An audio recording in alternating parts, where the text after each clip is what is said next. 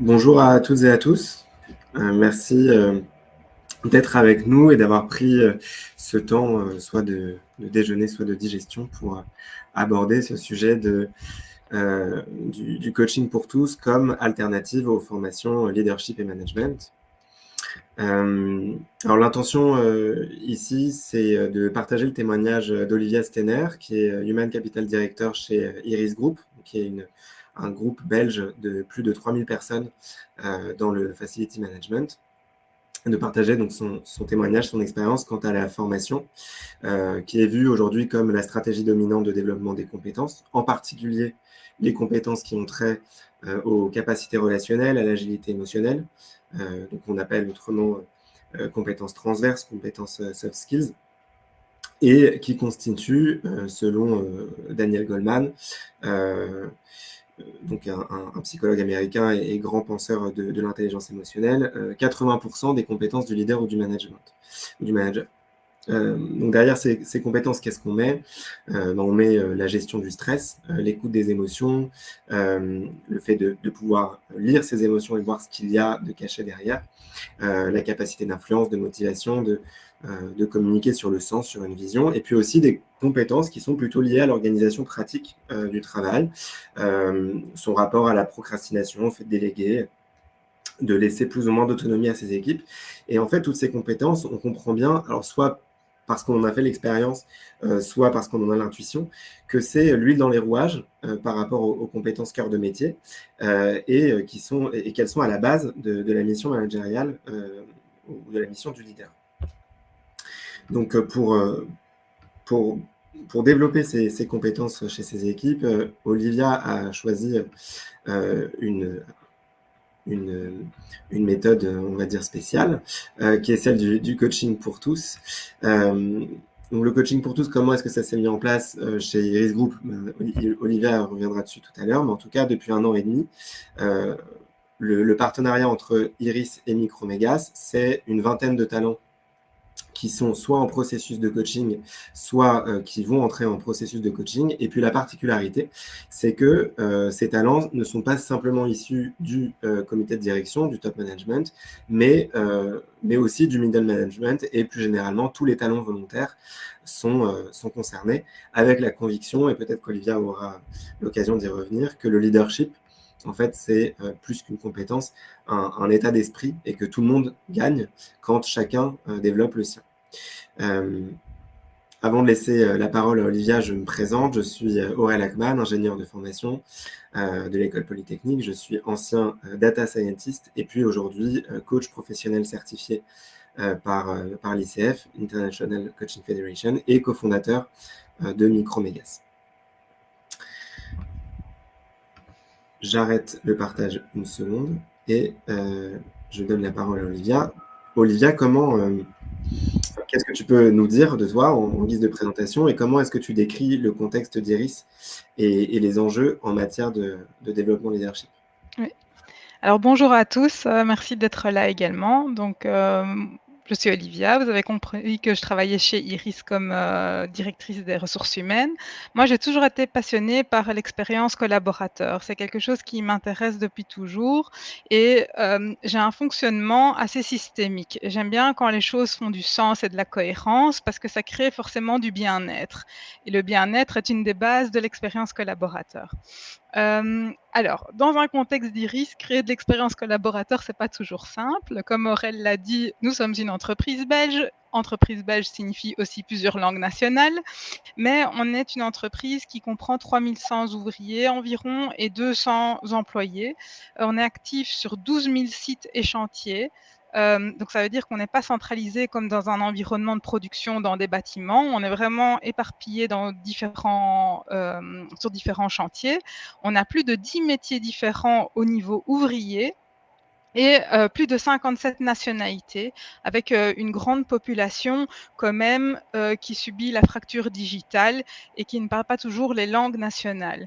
Donc créer du bien-être et de l'expérience collaborateur dans un contexte ici, c'est pas évident. Et il passe aussi beaucoup par le rôle du responsable.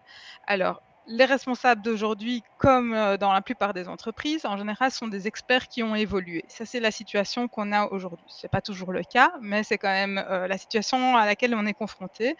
Et on a très vite compris qu'on avait besoin de travailler sur d'avoir un autre type de management. On entend tous des managers responsables, des managers bienveillants, et nous aussi, on est dans cette mouvance, et on se dit que les soft skills, c'est ce qu'il y a de plus important.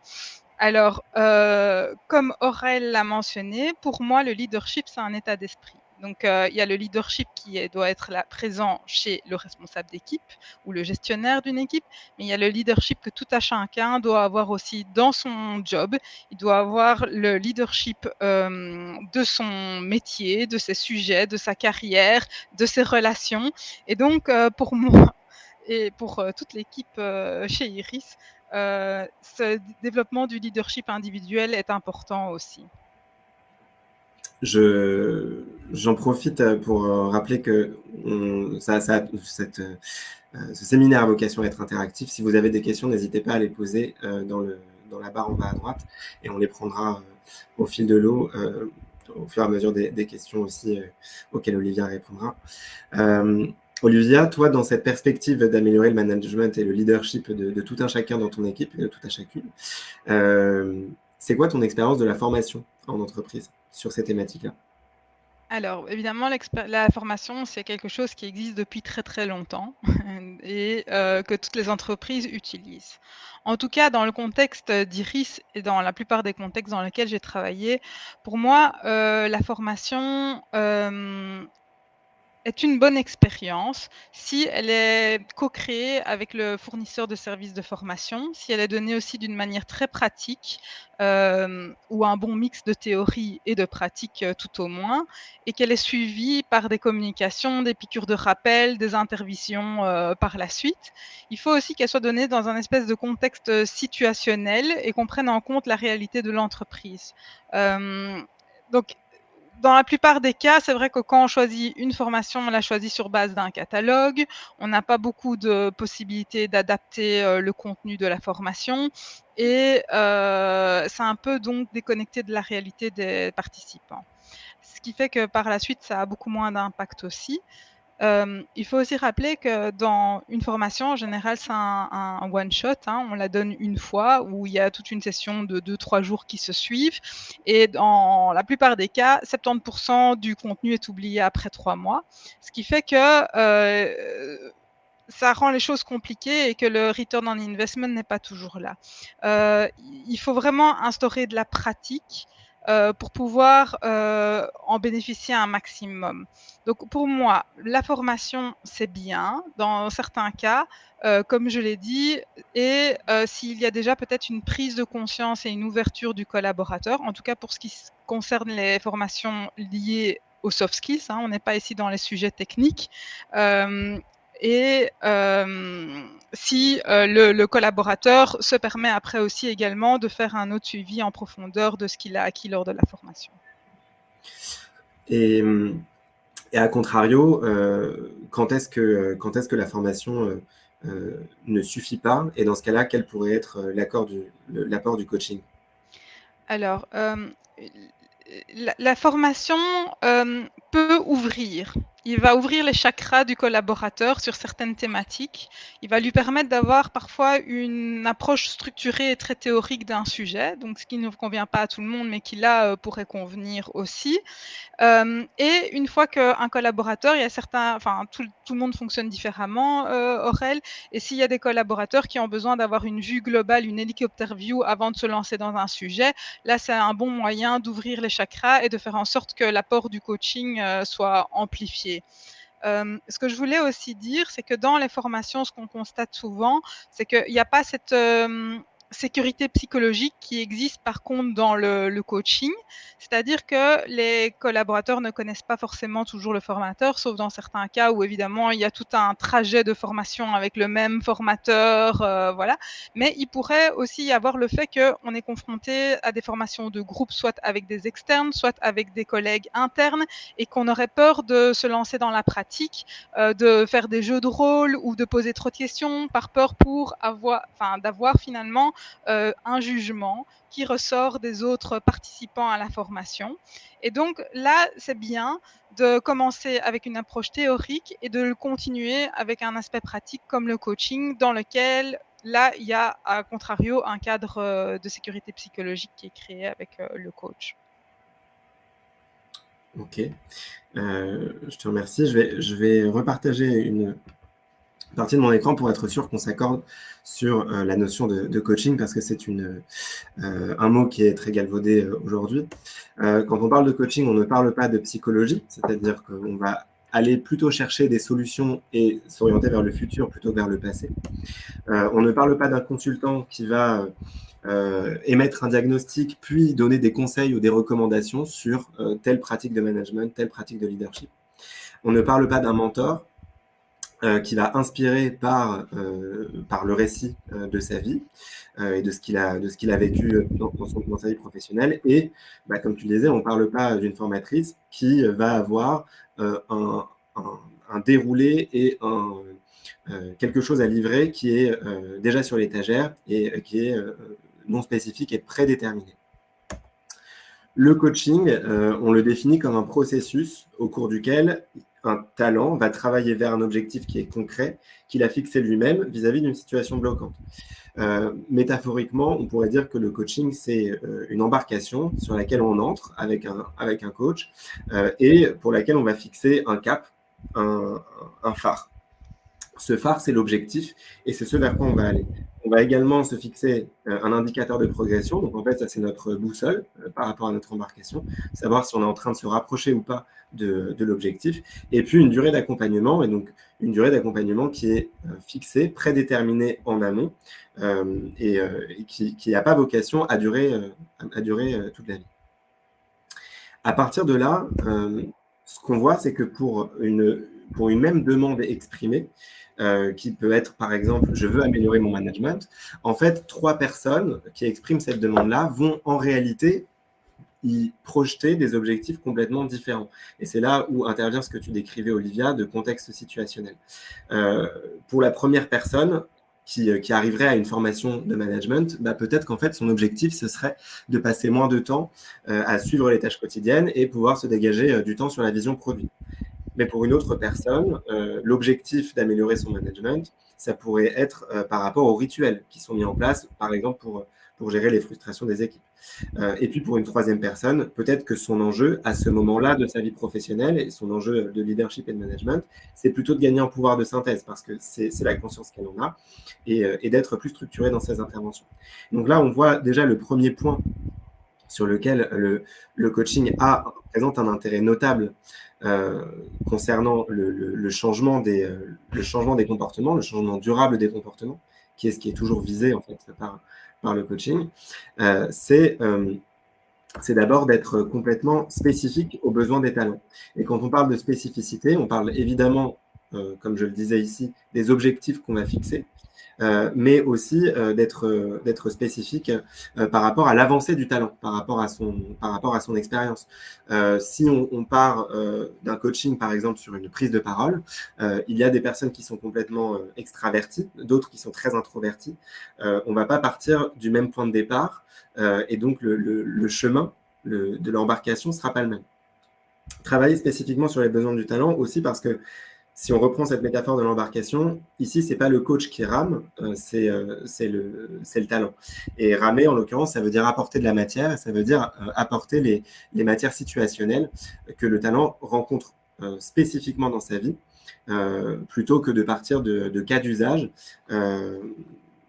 qui sont souvent déconnectés de sa réalité et qu'il peut trouver en formation collective. Et puis l'adaptation sur les besoins spécifiques, elle se voit aussi sur l'adaptation aussi dans la relation que le talent va entretenir avec le coach ou avec la coach. Parfois, dans le processus ou avec certaines personnes ou à certains moments de vie, on a plus besoin d'être confronté. Parfois, on a plus besoin d'être rassuré. On a plus besoin d'investir le champ émotionnel ou bien le champ des croyances et des convictions ou bien le champ du factuel et du rationnel. Et donc, tout ça, ça contribue à créer une adaptation qui va vers le cadre rassurant dont tu parlais, Olivia, et qui permet aux réelles difficultés d'émerger. C'est-à-dire que si on veut vraiment de l'efficacité sur la conduite d'un changement, que ce soit à l'échelle individuelle ou collective. Évidemment, déjà, il faut qu'on parte du bon point de départ, donc en se fixant le bon objectif, et puis aussi s'autoriser à ne pas mettre sous le tapis les vraies vulnérabilités et les vraies difficultés, et de vraiment travailler sur ce qui ne va pas. Un peu comme chez le dentiste, on travaille sur la carie, et on ne travaille pas sur les dents qui sont opposées. Donc, ce cadre rassurant, il est permis dans le coaching parce qu'un accompagnement individuel, parce que c'est complètement confidentiel. Et voilà. Et au fur et à mesure, cette confiance entre le talent et le ou la coach se crée et qui va vers une conduite plus profonde des changements et une durabilité dans le temps. Et enfin, le troisième axe sur lequel le coaching joue, c'est de laisser de l'espace à un couplage entre le rationnel et l'émotionnel. On en parlait tout à l'heure en introduction, en off, disons, de l'importance de l'émotionnel, en fait, souvent dans les thématiques managériales et de leadership. Et le rationnel et l'émotionnel ont toutes les deux voix au chapitre dans un processus de coaching. Et ça, c'est très important parce que ça permet d'ancrer les apprentissages dans le temps et donc, du coup, de les rendre plus durables.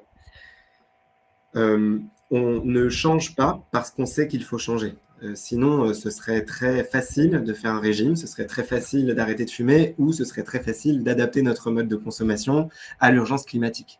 On sait très bien qu'il faut le faire, que c'est la chose juste. En réalité, ce qui nous bloque, c'est souvent des choses émotionnelles.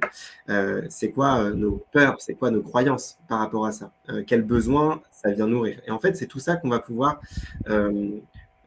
adresser de manière chirurgicale presque avec le coaching. Et donc, ça va laisser une empreinte mémorielle beaucoup plus forte que juste une approche par la compréhension et qui décorrèle finalement la tête du reste du corps. Si vous pensez à vos dernières vacances ou à un dernier événement traumatisant, vous allez principalement penser à des moments de joie, des moments de tristesse, des moments de peur, pas juste la compréhension factuelle de ce que vous en avez vécu. Et donc, c'est ce qu'apporte également le coaching, c'est de pouvoir jouer sur ces deux aspects, de laisser un libre espace à l'émotionnel et au rationnel, pour pouvoir ancrer les changements dans la durée. Une fois qu'on a ces trois axes, la spécificité, le cadre de confiance et puis le couplage rationnel-émotionnel, on voit bien que les cas d'usage de coaching sont en fait très variés. Alors, nous, on les catégorise en 4 axes. Il y a ce qui a trait à moi et mes talents. Donc, connaître mes talents, connaître mes émotions, gérer mon stress, etc. Il y a moi et mon équipe, mes relations, gagner en impact, écouter et comprendre l'autre, comment motiver une équipe, comment faire preuve d'influence. Il y a moi et mes tâches, mon rapport à la procrastination, aux imperfections, etc. Et puis moi et ma carrière, donc vivre un moment de vie particulier, une naissance, un mariage, un deuil, un changement de poste, préparer une mobilité interne, etc. Et le coaching va permettre de travailler sur cette huile dans les rouages dont on parlait tout à l'heure et qui sont à la base des compétences managériales et leadership. J'arrête de projeter. Toi, Olivia, donc une fois qu'on a dit tout ça et que l'attente du coaching, c'est évidemment d'ancrer les comportements dans la durée. On peut en être convaincu par bon sens, mais c'était quoi les freins que tu avais dans la mise en place du coaching chez Iris? Alors, il y avait peu de freins, si je peux dire, Aurel, dans le sens où, la direction il y avait eu tout un changement dans le comité de direction et que donc certains des membres de la direction avaient déjà bénéficié d'un coaching individuel ou d'un coaching d'équipe. Ce qui fait que justement, il y avait déjà une ouverture d'esprit, par rapport au coaching. Ce qui a vraiment été changé, c'est le fait de le démocratiser, au sein de l'entreprise et d'ouvrir la possibilité à tout ce qui est autre que le middle management et le comité de direction, comme tu l'as dit dans l'introduction, et de l'ouvrir même la possibilité jusqu'au plus haut niveau d'ouvriers actuellement. Donc l'idéal et l'ambition est d'aller jusque n'importe quel individu au sein de l'entreprise. Mais vu le contexte avec les diverses nationalités, 57 nationalités, la fracture numérique, le fait de ne pas toujours savoir s'exprimer dans une des langues nationales, c'est quelque chose qui prendra sans doute un peu plus de temps.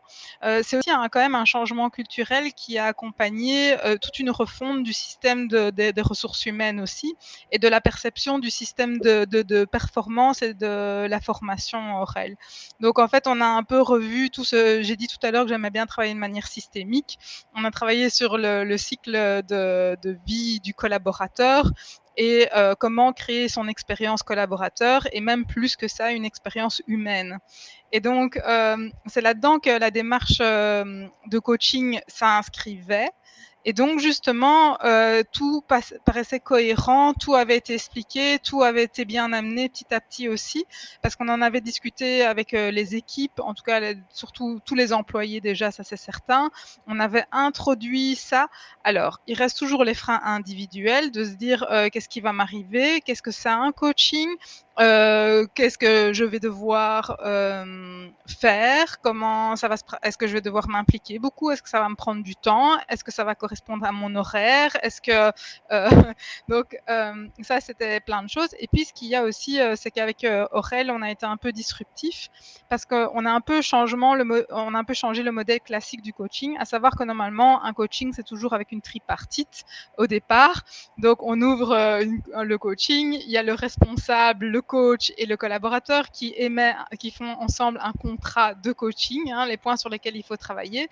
Et Aurel et moi, on était assez alignés dans la manière de faire et dans se dire, en fait, on veut donner l'accountability au collaborateur, et lui-même, au fond, sait, et vu qu'il doit être volontaire dans cette démarche, il sait sur quoi il va devoir travailler. Alors, on était d'accord sur ça, Aurel et moi, quand on avait parlé d'instaurer Microméga et le coaching chez Iris. Cependant, on avait quand même quelques petits freins internes au sein de l'équipe de ressources humaines, en se disant, mais tiens, comment on va le faire? Parce qu'on a déjà d'autres éléments dans notre fond du processus de suivi du collaborateur, avec des meetings dans lesquels on s'axe exclusivement sur le travailleur. Donc, il a un meeting rien que pour lui, pour dire comment il se sent, si ses talents sont utilisés, comment il se sent par rapport à la stratégie, qu'est-ce qu'il voudrait développer, etc. Et on se dit, ouh là là, comment on va sortir toutes les réponses qui sortent de là, comment on va être cohérent dans tout le trajet, parce qu'on aime beaucoup la cohérence et la structure. Et ça nous a un peu inquiété, même si on s'est dit, c'est bon, on se lance, on y va. Et c'est ce qu'on a fait. Et en fait, il y a très peu de freins par rapport au fait qu'on n'a plus de tripartite. Et ça, c'était un petit frein qu'on avait au départ, juste psychologique, même si on était dans l'idée. Et puis, on s'est dit, voilà, on le lance et on le fait. Oui, les freins que tu évoques, c'est d'une part, tu parlais de accountability, le fait que le collaborateur soit responsable pour ses choix, c'est aussi, ça passe aussi par lui donner le droit à l'erreur, lui donner une certaine part d'autonomie, et donc ne pas vouloir surcontrôler. Donc on a fait le choix avec toi de casser cette tripartite, même si elle peut parfois être nécessaire et bienvenue. Et puis tu parles du frein interne en fait, de savoir si de comprendre en fait ce qu'il y a derrière un coaching et ce qu'on va pouvoir travailler. Le contrôle du manager sur je gère aussi l'évolution de mon collaborateur d'une certaine manière. Oui. Et donc effectivement, là, à ce moment-là, on se rencontre, Iris et Micromégas, et puis Micromégas vise à rendre accessible ce changement depuis le niveau individuel jusqu'au niveau collectif, en facilitant d'abord l'orientation vers le bon coach pour maximiser les différentes approches, pour se mettre au niveau pour s'adapter à n'importe quel collaborateur avec les différentes personnalités des coachs, les différentes approches et les différentes méthodologies. Ça permet également de faciliter la synthèse des retours des talents, de voir qui en est où dans son coaching et voir comment est-ce que le coaching s'est passé à la fin du coaching, et puis de faire le suivi de ce processus. C'est aujourd'hui, donc toi tu milites quelque part pour que on y ait droit chez Iris, même si tu es consciente que ça va se faire au fur et à mesure. Est-ce qu'il y a des cas d'usage pour lesquels le coaching individuel, selon toi, est particulièrement adapté chez Iris? Oui. Tout à fait. Par contre, je vois, Aurel, qu'on a des questions. Est-ce qu'on les gère Ah oui, maintenant ou est-ce qu'on merci. les gère par la suite? Parce que je vois que Sophie, Hervé, ont déjà posé des questions aussi. Merci beaucoup, Olivia. Donc, Sophie demande si on conseillerait une approche pour des sociétés qui n'ont pas du tout la culture du coaching. Alors, Je laisse répondre Sophie, Olivia. c'est vrai que je disais qu'il n'y avait pas beaucoup de freins du comité de direction, hein. Donc ça veut dire qu'on était plutôt, c'était pas un monde inconnu dans lequel on allait. Il y a quand même le fait qu'il n'y avait pas cette culture de coaching parce qu'il n'était pas démocratisé et qu'aujourd'hui notre souhait le plus profond est de le démocratiser même pour les ouvriers qui sont répartis sur tous les chantiers, comme je le disais, et qui ne parlent pas toujours nos langues, etc. Alors, ce qu'il y a aussi, c'est que on a fait toute cette refonte du suivi du collaborateur. On a aussi travaillé énormément sur quelle est l'image, quelles sont les compétences, les talents qu'on veut au sein de l'entreprise.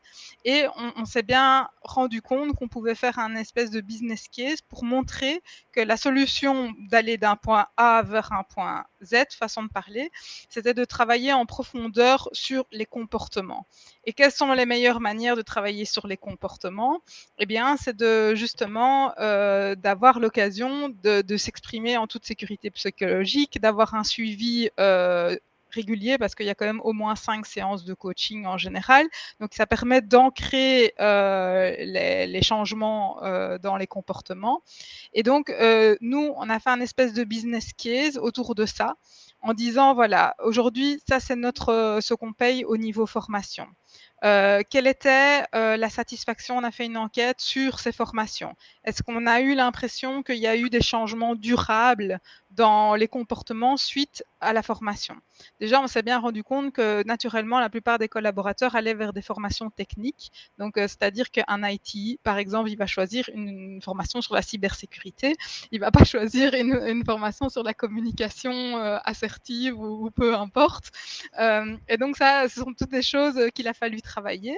La différence entre la formation et le coaching, le coût entre les deux, et en faisant quelques cas pilotes avec certains collaborateurs qui voulaient bien se lancer et de voir est-ce que le collaborateur, ça a augmenté sa satisfaction, est-ce qu'il s'est senti plus en maîtrise par rapport au sujet qu'il avait travaillé par la suite, est-ce que éventuellement ça a été aussi reconnu par soit son responsable, soit si on est une société très moderne en 360, par d'autres collaborateurs qui entrent en contact avec cette personne. Donc je pense qu'il faut voir ça de nouveau d'une manière assez systémique et avoir tout un business case préparé pour pouvoir influencer. Et puis on parlait en off avec Aurel, comme il l'a mentionné juste avant que ça commence, et je lui expliquais qu'il faut saisir chaque opportunité pour travailler sur cette culture. Il faut que nous-mêmes, en tant que RH, on soit représentants de cette culture et de ce dialogue et de cette envie de travailler sur nous-mêmes. C'est-à-dire que moi, je dis ouvertement à des collaborateurs et des ouvriers, et je n'ai absolument aucun problème à dire que moi aussi, j'ai bénéficié d'un coaching, même de plusieurs, et que moi aussi, j'ai des émotions dans mon travail et que ça permet aussi de pouvoir s'améliorer et travailler sur certains aspects de la personnalité pour être mieux. Et donc, j'avais une discussion hier, par exemple, avec un délégué. Donc, c'est aussi un rôle qui est en contact avec pas mal d'émotions aussi. Et cette personne avait des problèmes de gestion de l'émotion. Et on a discuté d'une situation dans laquelle il a été peut-être un peu direct et fort dans sa manière d'exprimer ses émotions. Et j'ai saisi l'opportunité pour lui exprimer que je pense que c'était quelque chose qui était répétitif justement dans sa carrière et qu'il y avait peut-être quelque chose à creuser via le coaching et que donc justement il se faisait qu'on avait un partenariat et que nous-mêmes, d'autres personnes avec qui il travaille et qu'il connaît ou qu'il a vu dans les couloirs parce que ce sont des ouvriers, ils sont pas toujours là, eh bien que ces personnes-là bénéficiaient aussi sans doute d'un coaching et que c'était quelque chose de tout à fait ouvert et dans un climat de confiance. Et justement, j'expliquais qu'il n'y avait pas de tripartite et qu'on n'avait pas un contrôle nous-mêmes sur des éléments de travail. Nous, on a choisi de faire la liberté. Et là, je rebondis sur la question de Hervé, hein, avec les objectifs définis. alors ça, c'est un choix qu'on fait. Alors soit on se dit: «On est une entreprise et on a besoin de le justifier». Il est possible que dans une première étape, parce qu'on lance le coaching, on ne connaît pas, on doive le justifier. Il y a la carte postale aussi qu'Aurèle a montré, où on sait voir quelles sont les thématiques sur lesquelles les talents ont voulu travailler. Ça, c'est une manière. Soit c'est d'instaurer tout un processus avant. Donc on détecte quelque chose, on a une discussion avec le collaborateur. Lors de cette discussion, il y a quelque chose qui est ouvert et il y a des pistes de réflexion. Et on lui dit, bah, tiens, nous aussi, on te recommanderait de travailler là-dessus. Peut-être parce que lui-même est venu en expliquant, je suis dépassé, je n'arrive plus à gérer mes équipes, il y a des conflits, j'arrive plus à les motiver. Comment est-ce que je dois faire? Et ça, ce sont tous des cas qu'on peut prendre et qu'on peut utiliser pour orienter et dire, bah, nous, on te recommanderait de travailler là-dessus, tout en sachant qu'on n'aura jamais un contrôle total de ce qui se passe dans une session de coaching. Et c'est ce qu'il faut accepter. Parce que finalement, si on veut que la personne se prête au jeu, investisse du temps de travail sur elle-même et de développement, il faut aussi qu'elle ait la responsabilité de déterminer ce qui est prioritaire pour elle suite à ces discussions avec le coach. Et donc, on ne pourra jamais totalement se tenir à ce qui aura été discuté. Il faudra peut-être passer par d'autres étapes préalables qui n'avaient pas été envisagées. Ça, c'est quelque chose que on peut au début essayer de fonctionner comme ça, mais on remarquera très vite qu'on va devoir se libérer de tout ça et donner la responsabilisation aux collaborateurs. Si je reprends la métaphore de l'embarcation, ce que tu décris, Olivia, ça me fait penser à donner un bagage en fait à son collaborateur avant qu'il entre sur le bateau. Oui. C'est-à-dire effectivement le tenir au courant en amont pour faire un peu de pédagogie sur ce que c'est que le coaching et que vous faites de manière très consciente chez Iris, et lui donner ce bagage de bah voilà, moi ma recommandation, et puis ensuite ça part avec lui pendant son voyage. Et in fine, tu as évoqué la carte postale, donc, et ça va répondre aussi aux questions de Sylvie et d'Hervé chez Micromégas. Lorsqu'il n'y a pas de tripartite, parce qu'on a aussi des cas où nos clients préfèrent travailler avec une tripartite pour les raisons qu'a évoqué Olivia. L'évaluation du coaching se fait à la fin, au sens où à la fin du processus, donc en moyenne, on est sur 6h30 d'accompagnement. Et à la fin de ce processus-là, le collaborateur est invité à répondre à quelques questions sur les impacts, les impacts positifs que le coaching a eu sur ses tâches, sur lui, et donc sur l'entreprise, et comment est-ce que ça va avoir une vraie répercussion en fait sur ces changements de comportement. Et tout ça, c'est synthétisé donc dans le tableau qu'on fournit à Olivia derrière. Je vois qu'on a répondu à toutes les questions pour le moment. N'hésitez pas à les poser parce que c'est beaucoup plus vivant. Et personnellement, ça me fait très plaisir et je pense que oui. Je crois que Sylvie est en train de taper une question. En attendant, voilà, donc pour enchaîner sur ces retours. Ah, il y a des coupures. Oui, il y aura un replay. Vous le recevrez, je pense, par email. Vis-à-vis des retours des talents, ça, c'est les cartes postales qu'on peut voir chez Iris. Et donc, les retours sont souvent très bons, avec des prises de conscience, avec des talents qui ont ouvert les yeux sur des préjugés, sur des croyances qu'ils pouvaient avoir, et puis aussi des outils très concrets, donc vraiment selon les objectifs que chacun et chacune s'est fixé. Ma question pour toi, Olivia, c'est, là, on a les retours des talents, donc a priori, le coaching, ça c'est bien reçu. Et au niveau justement systémique de toi, en tant que représentante d'Iris, qu'est-ce que ça apporte à la structure ? Ouais, justement, je pense que ça apporte un engagement et une expérience humaine incroyable pour le collaborateur parce qu'il sent d'une part qu'on investit réellement en lui et qu'on va même plus loin que ce que d'autres entreprises font, hein, parce que c'est pas démocratisé partout et c'est souvent limité. Donc, on a un engagement énorme. On a certains collaborateurs qui redemandent des sessions par la suite ou qui disent, tiens, si la prochaine fois, est-ce que je pourrais avoir? pouvoir. Et donc, ça a aussi un effet boule de neige dans le sens où, évidemment, si le collaborateur se sent bien, le responsable aussi se sent bien parce que ça a forcément un impact positif au sein de l'entreprise. Maintenant, pour avoir tout des détails sur comment c'est vécu, les autres collaborateurs, si c'est constamment remarqué, si le changement est réellement durable, eh bien, là, on va devoir attendre encore un petit peu, hein, parce que, comme a dit Aurel, il y en a encore beaucoup de coachings qui sont en cours et qui ne sont pas finalisés. Mais ceux qui se sont passés, ça s'est très bien passé, ça a été positif et en général, ça a été constaté aussi par le management et par certains collègues qui sont par eux-mêmes après venus demander eux-mêmes la possibilité d'avoir un coaching. Ce que j'ai peut-être oublié de mentionner, c'est que ce qui, moi, m'avait intéressé aussi dans l'approche avec Aurel, c'était le fait de pouvoir avoir des coachings qui soient vraiment aussi de nouveau situationnels, pas seulement au niveau de la conversation, de ce que le talent, que le talent veut discuter, mais aussi sur l'outil utilisé, la méthodologie utilisée. Comme je l'ai expliqué, moi, par exemple, j'ai énormément d'ouvriers et le but est d'aller aussi dans cette direction et qui ne parlent pas forcément toujours bien le français ou le néerlandais, hein, ça sont les 2 langues principales en Belgique. Eh bien, c'est la possibilité d'avoir un coaching via le sport ou via l'art.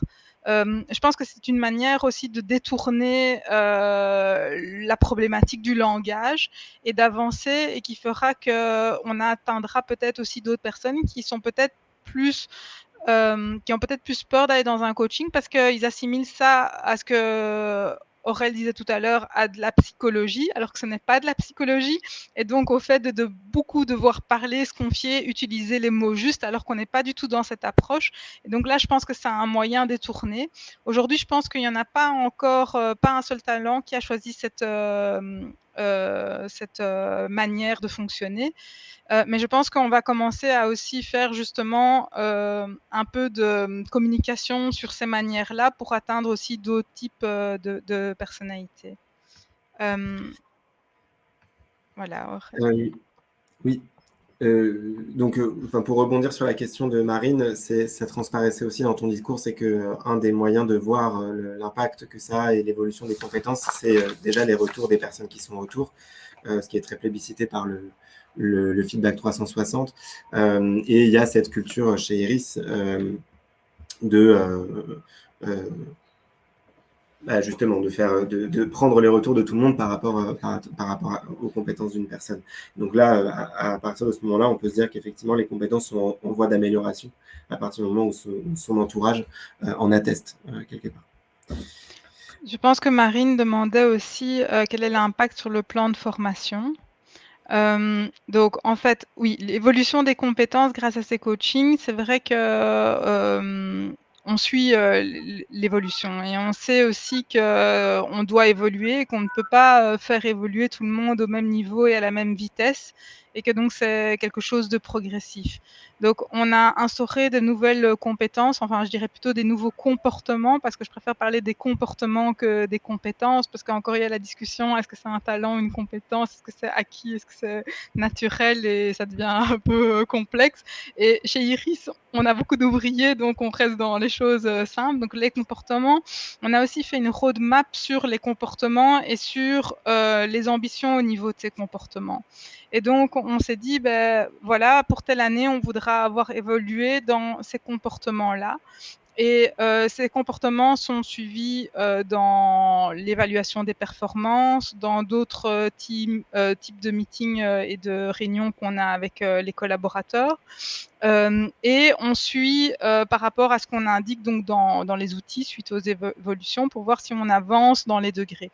Donc on pourrait dire que par exemple un niveau de communication simple pour un ouvrier, ça devrait de pouvoir dire ce dont il a besoin comme matériel, ça c'est un exemple simple. Et dans le futur, on pourrait dire que la communication devrait être à un niveau même de négociation. C'est tout à fait irréaliste pour un ouvrier, mais c'est pour expliquer qu'on peut mettre des degrés différents dans les comportements et qu'on peut les assimiler à différents niveaux et que suite à ça, ça a justement eu un impact sur notre plan de formation et sur les budgets qu'on a dû prévoir au niveau du coaching, justement, parce qu'on veut avancer et qu'on a une vision de quel est le degré d'avancement qu'on veut avoir, pour nos collaborateurs. J'espère, Marine, que j'ai un peu répondu à votre question.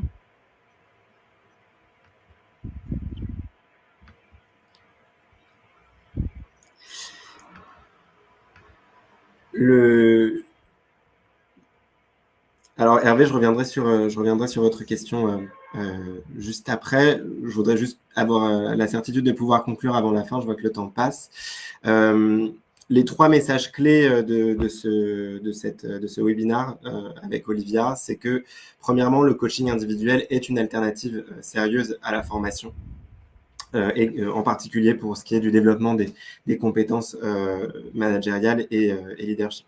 Le deuxième, c'est que le coaching favorise l'apprentissage actif et il nourrit toujours 2 fins. Il y a la première qui est l'objectif, celui qu'on va se fixer et qui est très concret par rapport à l'objectif. Et puis le deuxième, qui est sous-jacent, c'est celui de l'autonomie. C'est-à-dire qu'à partir du moment où je prends du recul sur mes comportements, je suis en mesure de prendre encore plus, toujours davantage de recul sur les autres comportements, même que je n'ai pas vus pendant mon coaching. Donc, l'idée, c'est d'aller vers plus d'autonomie. J'ai choisi cette illustration parce que ça me fait penser à Marshall Rosenberg et à sa vision de l'éducation comme ne pas considérer que l'apprenant est une cruche à remplir. Ici, Olivia, tu as insisté sur la notion de co-construction. Et donc, c'est ça que le coaching facilite, c'est le fait d'être dans une co-construction de l'apprentissage où c'est le talent qui va choisir son objectif, son chemin et trouver ses propres solutions en se trompant, réessayant, se challengeant, etc. Et puis le troisième, c'est que le coaching de tous les talents volontaires est possible. Ça, c'est ce que tu mentionnais, Olivia, sur le fait qu'il y a des freins. Tu as mentionné l'aspect financier, évidemment, l'aspect de pédagogie, puisqu'on ne comprend pas toujours ce qu'est le coaching et comment est-ce que ça peut être utile. Et puis le fait de devoir s'adapter à tous les talents, et donc en particulier de trouver les bons coachs et les bonnes approches.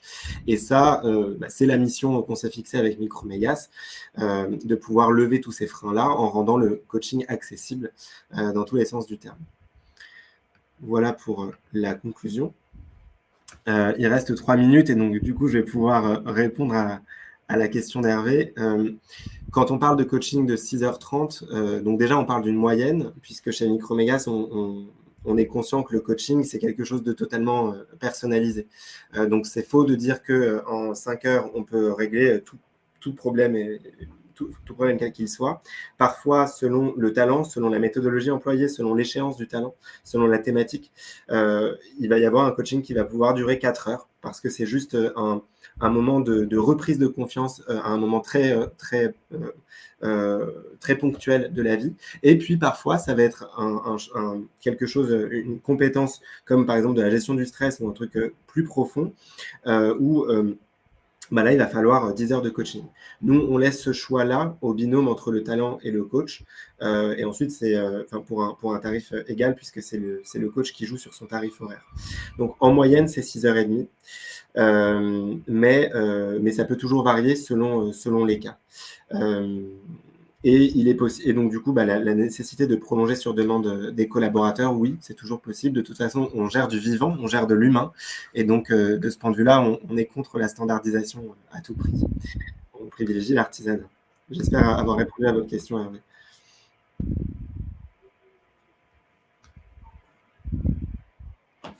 Il nous reste 2 minutes pour aborder éventuellement une dernière question.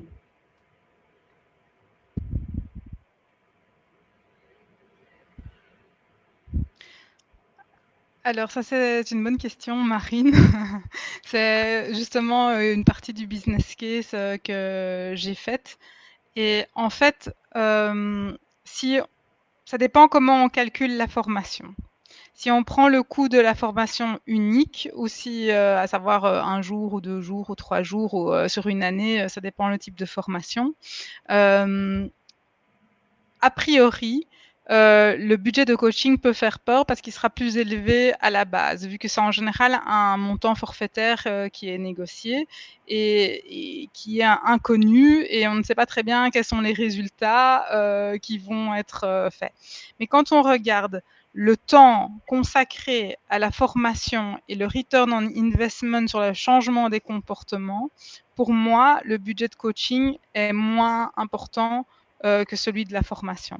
Parce qu'on a dû utiliser beaucoup plus de formation pour essayer de faire changer des comportements. On a dû utiliser beaucoup plus de ressources internes au niveau des ressources humaines, de l'énergie, des différentes personnes qui interviennent dans le suivi des collaborateurs pour faire comprendre certaines thématiques. Et ça, c'est tout du temps qu'il faut budgéter aussi dans son calcul, alors qu'avec le coaching, il y a beaucoup moins et on sait en fait mieux calculer le return on investment et le coût, hem, par rapport à celui de la formation. Merci Olivia, et on va se quitter sur cette question. Je crois qu'on quitte la scène puisqu'il y a une autre conférence qui enchaîne derrière. Je vous remercie toutes et tous d'avoir participé à ce webinaire. Merci Olivia d'avoir livré ton témoignage en toute authenticité et vulnérabilité. Et merci à tout le monde. Au revoir.